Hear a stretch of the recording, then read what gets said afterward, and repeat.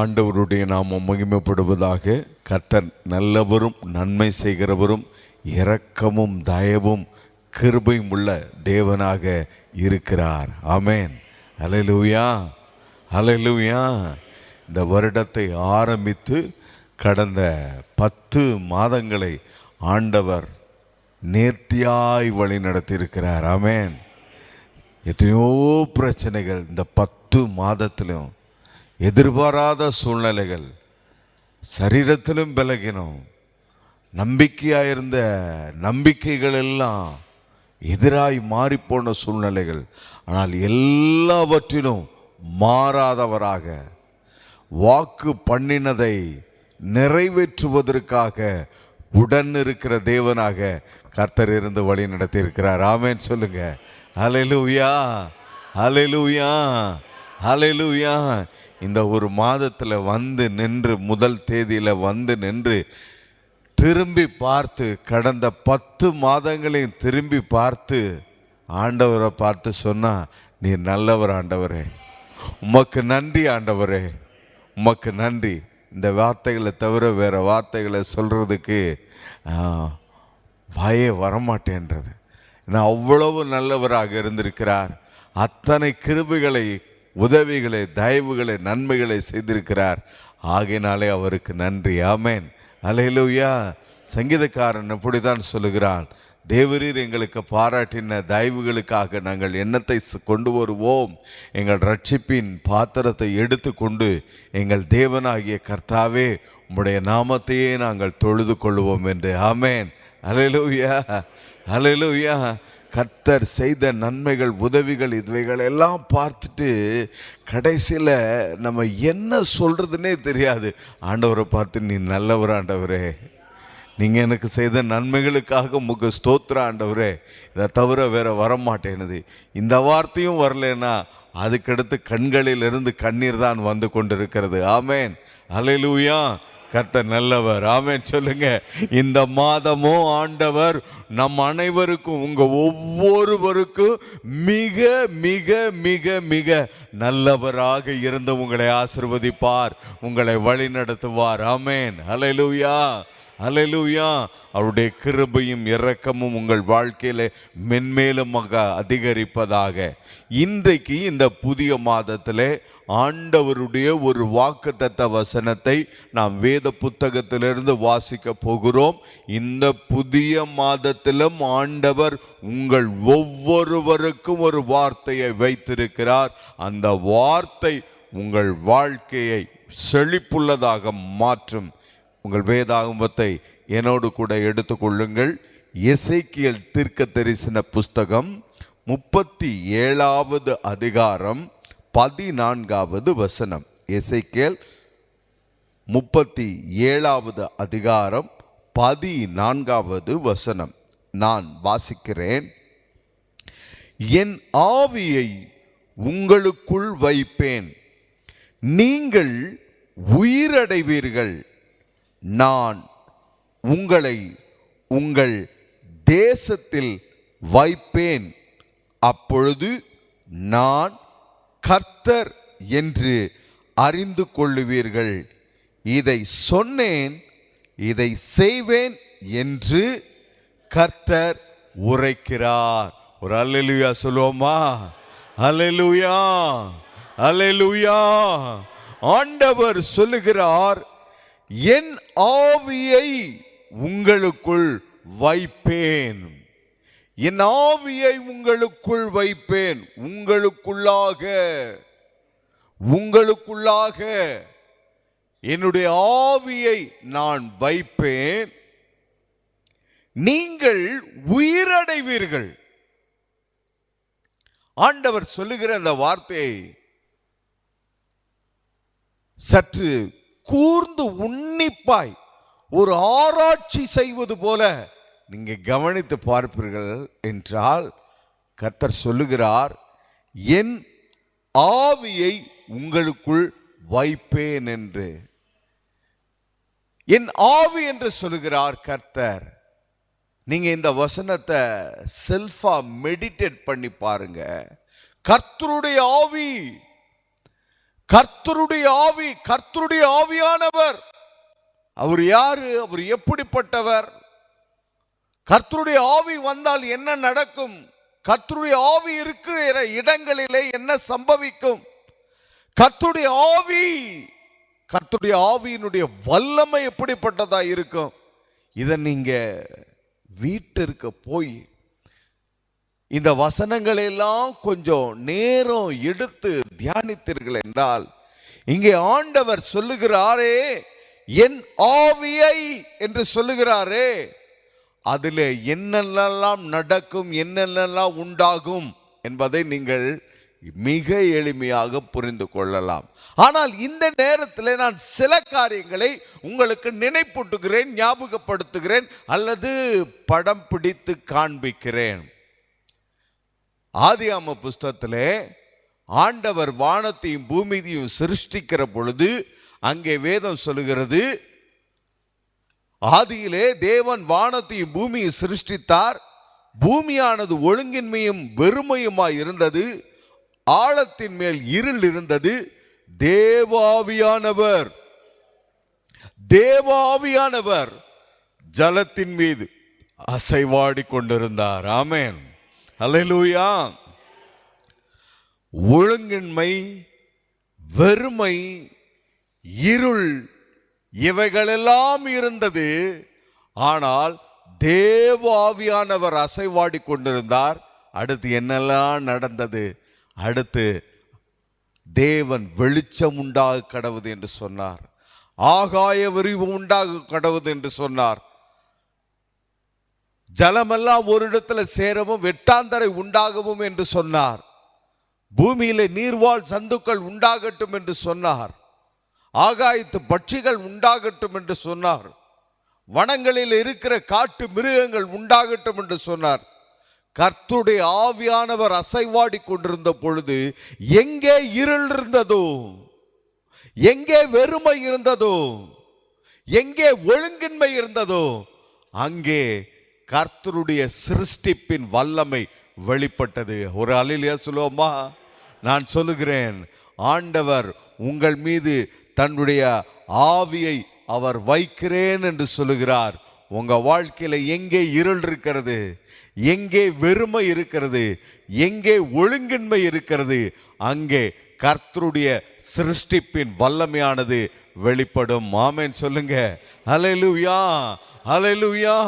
உங்க வாழ்க்கையில இருள் இருக்கிற பகுதிகளிலே, ஒழுங்கின்மை இருக்கிற பகுதிகளிலே, வெறுமை இருக்கிற பகுதிகளிலே கர்த்தருடைய சிருஷ்டிப்பின் வல்லமை வெளிப்படும். ஆண்டவர் சொல்கிறார், என் ஆவியை உங்களுக்குள் வைப்பேன் என்று. ஆழத்தில் மேல் அசைவாடி கொண்டிருந்த ஆவியானவர் உங்களுக்குள்ளாக நான் வைக்கிறேன் என்று கர்த்தர் சொல்லுகிறார். ஆகையினாலே உங்கள் வாழ்க்கையில் இருக்கிற ஒழுங்கின்மை, வெறுமை, இருள் எல்லாம் மாறி கர்த்தருடைய சிருஷ்டிப்பின் வல்லமையினாலே வெளிச்சம் உண்டாகும், இல்லாதவைகள் உண்டாகும், இதுவரைக்கும் தோன்றாதவைகள், இதுவரைக்கும் பார்த்திராதவைகள், இதுவரைக்கும் சம்பவித்திராதவர்கள், இதுவரைக்கும் காணாதிருக்கிறவைகள், இதுவரைக்கும் நம்முடைய சிந்தைகளிலே, எண்ணங்களிலே யோசனையும் கற்பனையும் பண்ண முடியாத கர்த்தருடைய சிருஷ்டிப்பின் மகிமையின் வெளிப்பாட்டின் பலன்கள் உண்டாயிருக்கும் உங்க வாழ்க்கையில, உண்டாயிருக்கும் உங்க வாழ்க்கையில. ஆண்டவரின் ஆவியை உங்கள் மேல் வைக்கிறேன் என்று சொல்லுகிறார். இப்ப இன்றைக்கு இந்த மாதத்துல, இப்ப இந்த மாதத்துல இருந்து மட்டுமா கிடையாது பாருங்க, இந்த மாதத்துல இருந்து டுடே ஆன்வர்ட்ஸ், இந்த மாதத்துல இருந்து ஆவியானவருடைய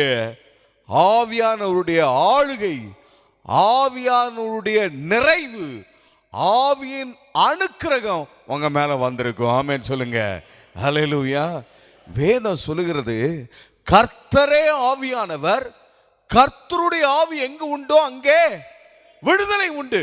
ஆண்டவர் இங்கே சொல்லுகிறார், என் ஆவியை உங்கள் மீது வைப்பேன் என்று. உங்கள் மீது வைப்பேன். நீங்க எங்கே இருக்கிறீங்க? உங்க வீட்லயா? என் ஆவியை உங்கள் மீது வைக்கிறேன் என்று ஆண்டவர் சொல்லுகிறார். வீட்டிலே உங்க கர்த்தருடைய ஆவியானவர் இருக்கிறார்.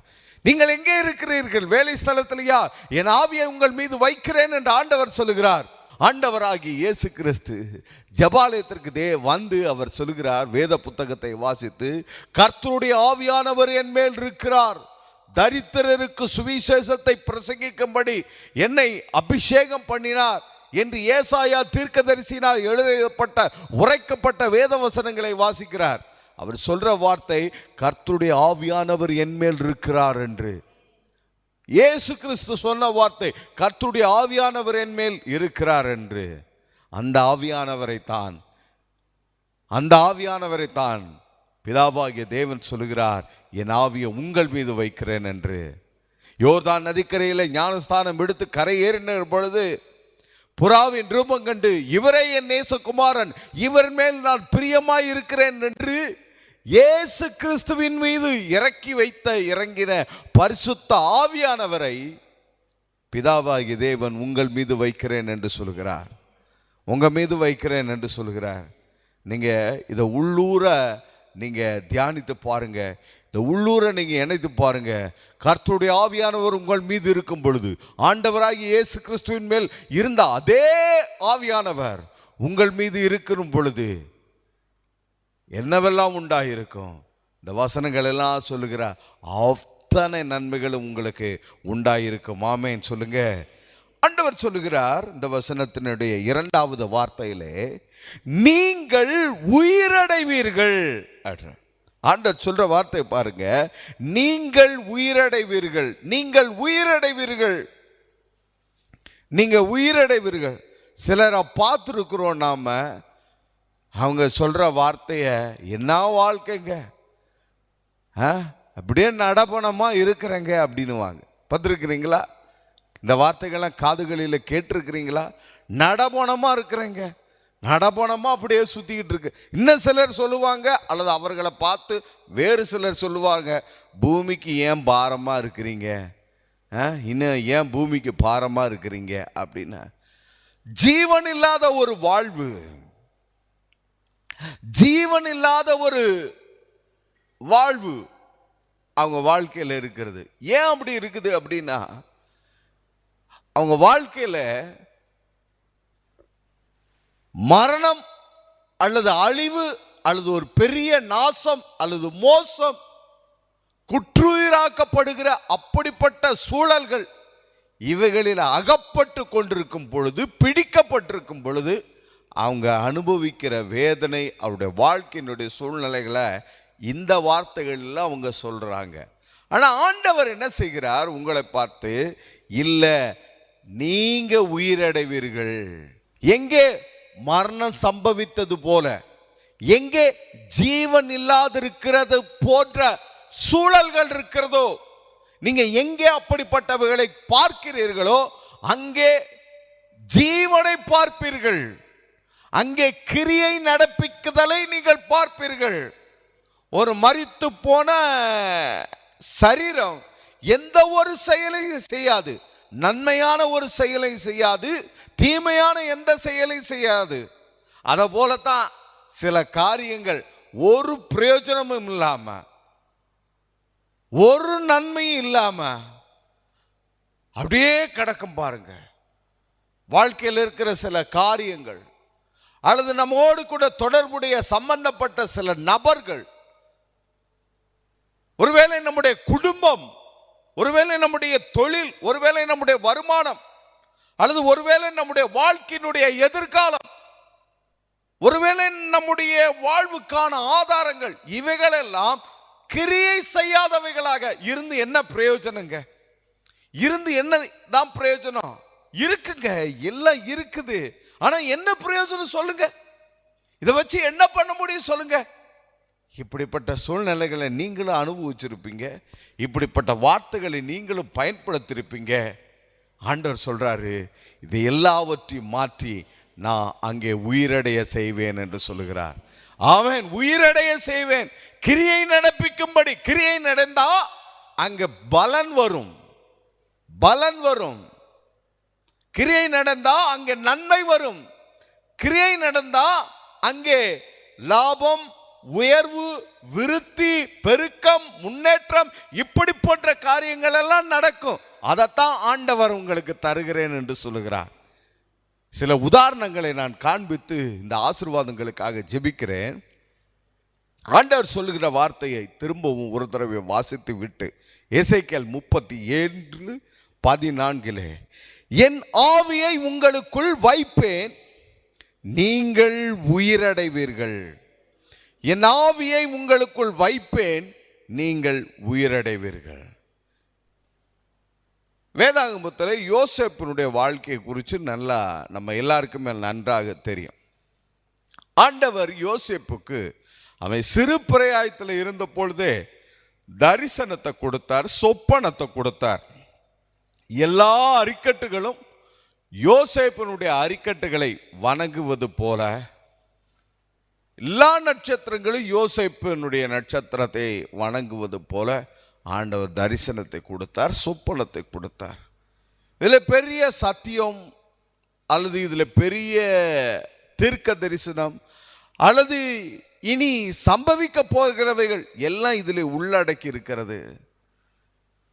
நாட் ஓன்லி யோசேப்புக்கானது மட்டுமல்ல, முழு உலகத்திற்கானது ஒரு சொப்பனத்தில் யோசேப்புக்கு கொடுக்கப்படுகிறது. இந்த உலகத்தில் சம்பவிக்கப்பட போகிறவைகள், இந்த உலகத்திலே உலகம் முழுவதும் சம்பவிக்கப்படுகிறது. ஏதோ யோசேப்பினுடைய வாழ்க்கையில் நடக்க போறதை மட்டும் ஆண்டவர் யோசேப்புக்கு சொப்பனத்தில் கொடுக்கல.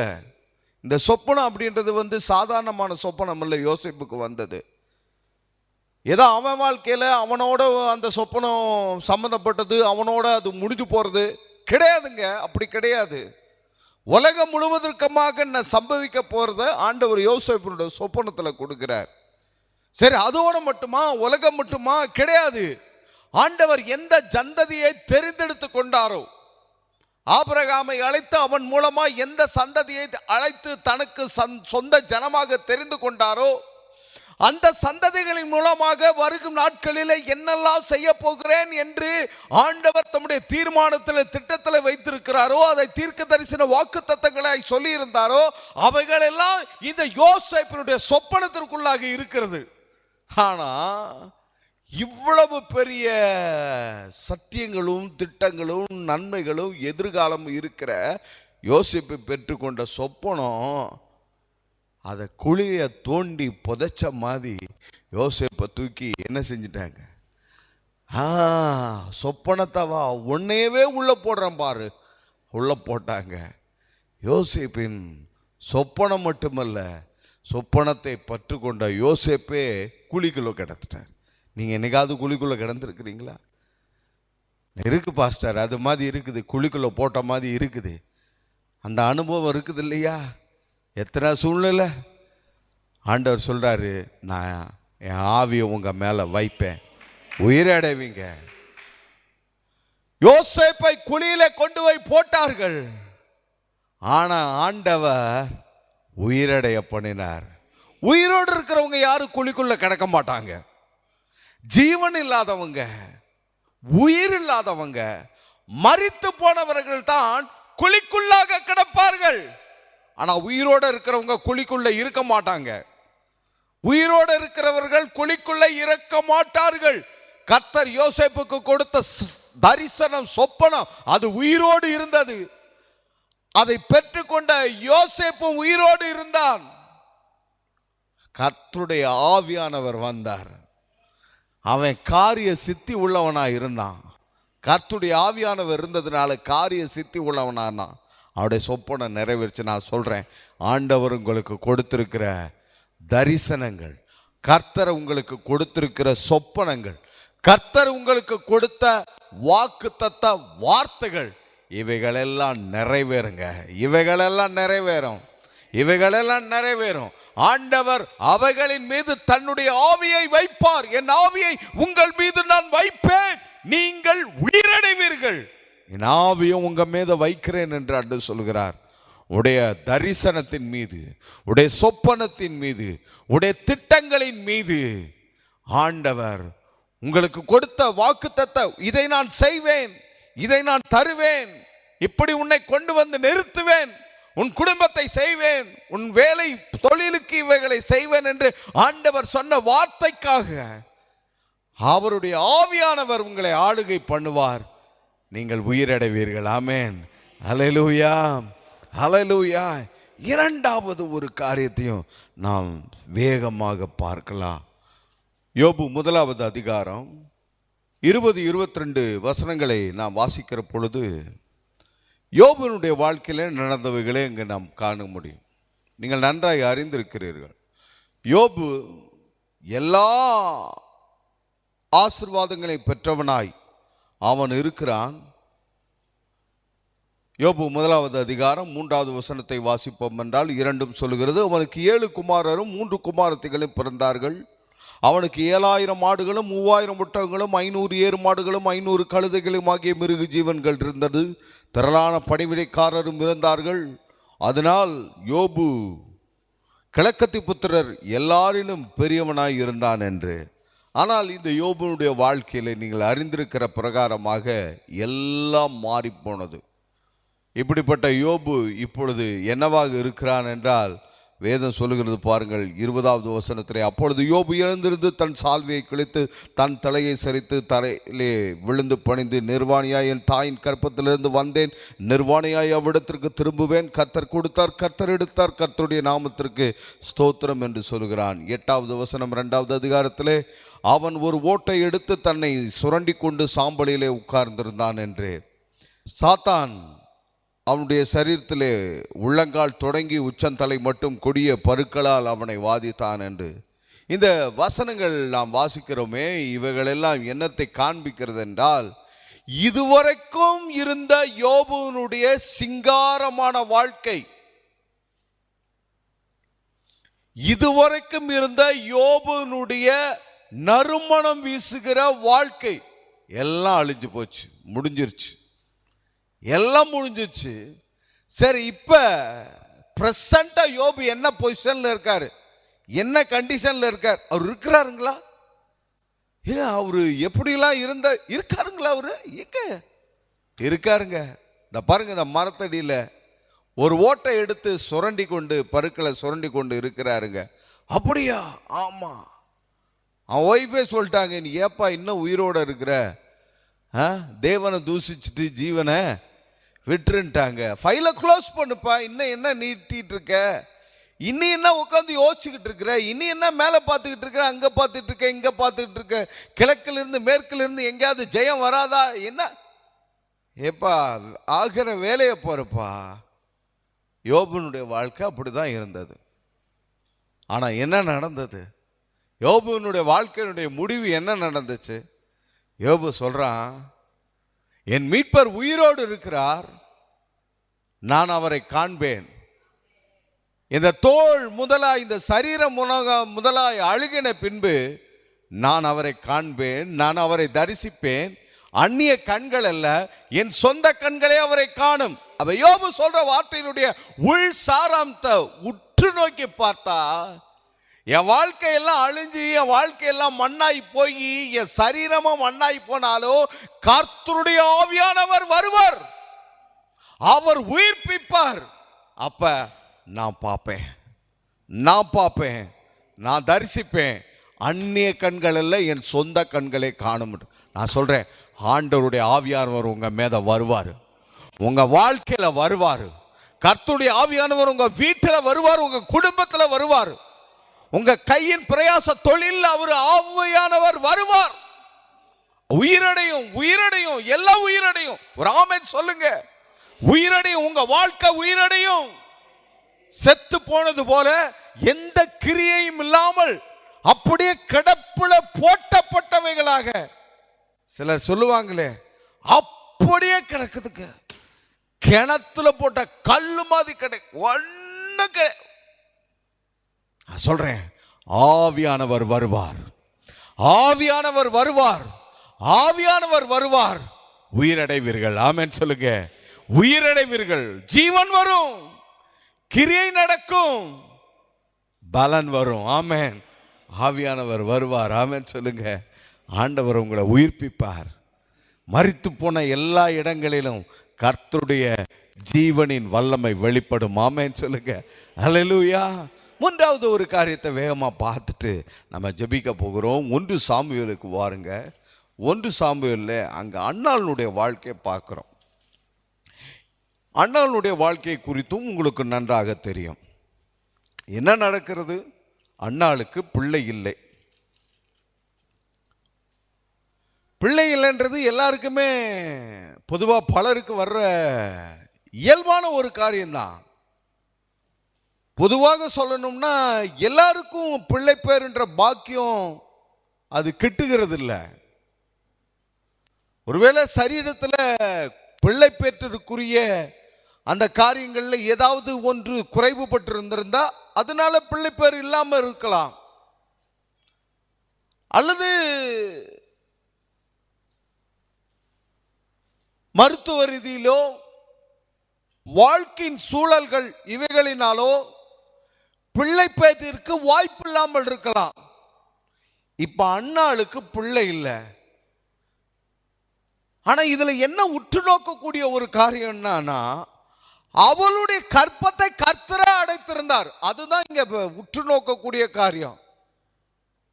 நம்மெல்லாம் கேட்போம், என்னங்க இப்படியா அநியாயம், அதுக்குன்னு இப்படியா, இப்படியெல்லாம் நடக்குமா, இப்படி பண்ணலாங்களா சொல்லுங்க, இப்படி பண்ணலாமா, இது என்ன நியாயமா, இப்படி சொல்லுவோம் இல்லையா? அப்படிதான் அண்ணாளுடைய வாழ்க்கையில் நடந்திருக்குது.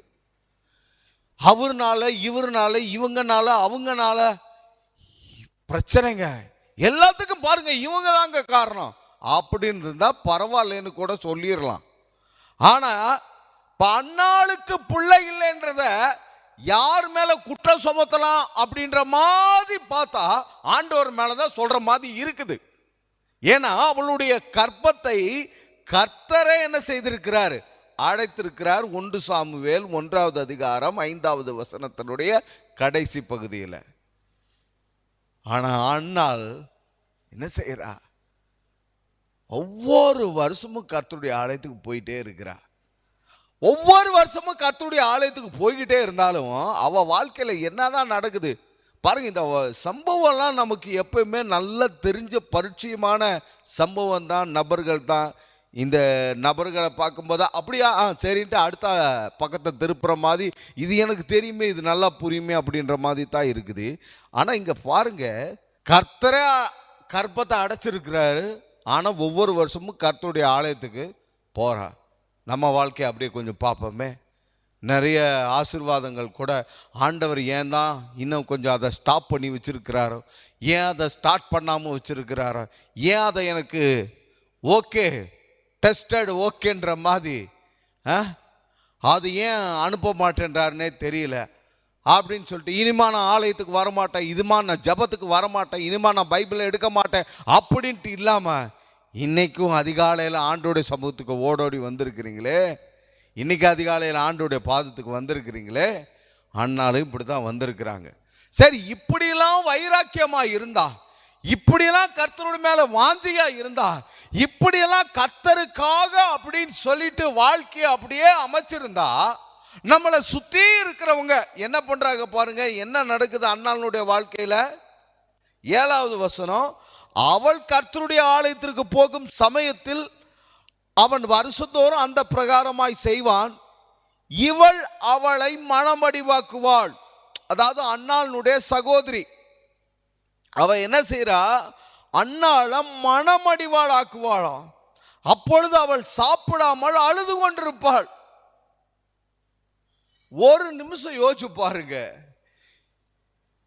நான் முன்பு சொன்ன மாதிரி எல்லா பிரச்சனைக்கும் ஆண்டவர் தாங்க காரணம் அப்படின்னு சொல்ற மாதிரி வசனமே ஆதாரமா இருக்குது. ஆனா அப்படி நம்ம சொல்ல போறது கிடையாது. நம்முடைய எண்ணங்கள், நம்முடைய யோசனைகள், நம்முடைய திட்டங்கள், நம்முடைய தீர்மானங்கள் இவைகளுக்கெல்லாம் அப்பாற்பட்டு அவர் யோசனைகளிலே பெரியவராய் இருக்கிறார். அவருடைய யோசனையே வேற, அவருடைய செயலே வேற. ஆனா இங்க சூழ்நிலை அண்ணாளுடைய கற்பம் அடைக்கப்பட்டிருக்குது. சரி, ஆனா அண்ணாள் ஆண்டவருக்காக பக்தி வைராக்கியமாக இருக்கிறா. ஆனா நடக்கிறது என்னது, சகோதரி வந்து துன்பப்படுத்துறா. ஆனா நடந்தது உங்களுக்கு தெரியுமல்லவா, ஆண்டவர் அண்ணாளுடைய கற்பத்தை திறந்தார்.